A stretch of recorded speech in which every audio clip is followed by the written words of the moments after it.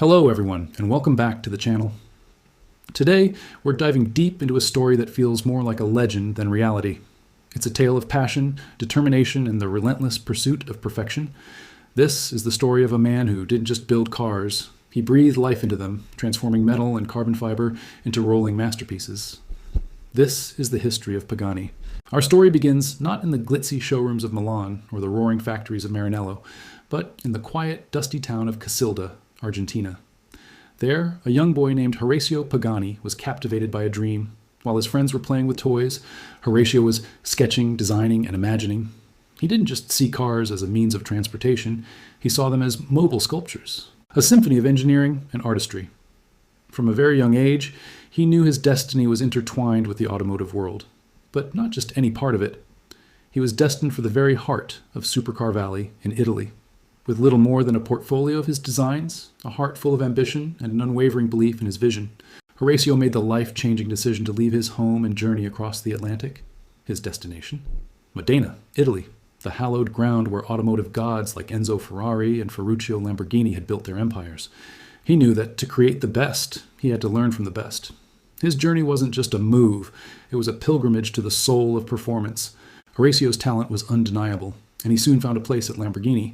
Starting from the bottom, he quickly rose through the ranks, his innovative ideas and incredible work ethic catching the attention of his superiors.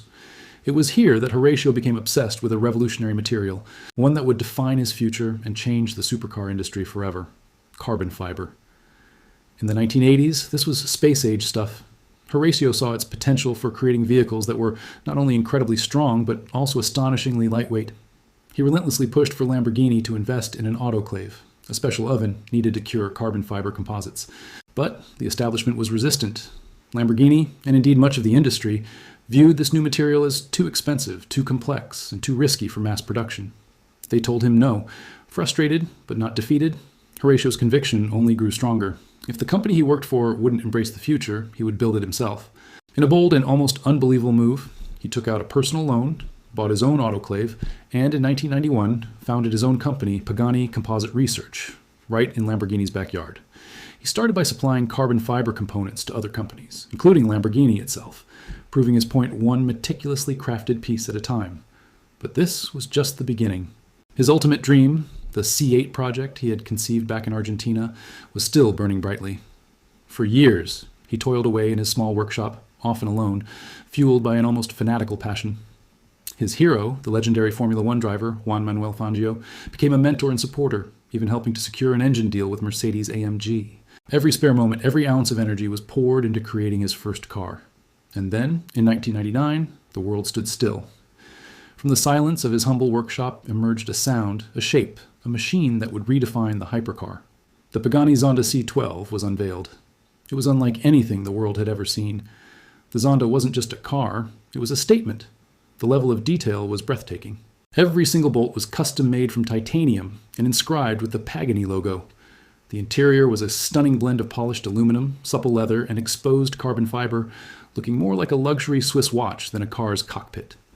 The iconic quad exhaust system arranged in a perfect square became an instant signature. Powered by a roaring Mercedes-AMG V12 engine, the Zonda was a monster on the track. Yet it was the artistry that truly set it apart. Horacio had achieved his vision, a car where science and art were in perfect harmony. Following the immense success of the Zonda, which saw numerous special editions over the next decade, the world wondered what could possibly come next. In 2011, Pagani answered with the Huayra, named after the Andean god of wind. The Huayra was an evolution in every sense.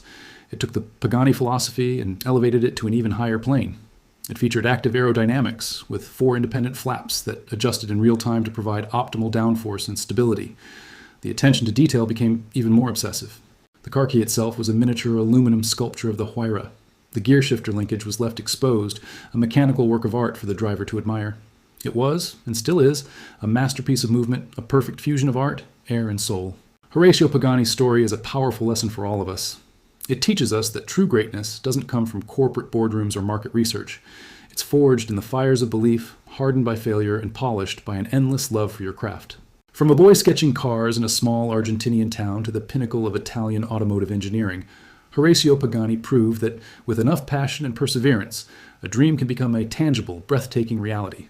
Pagani isn't just a brand, It's a testament to the power of one man's unwavering vision. It is, truly, the art of speed.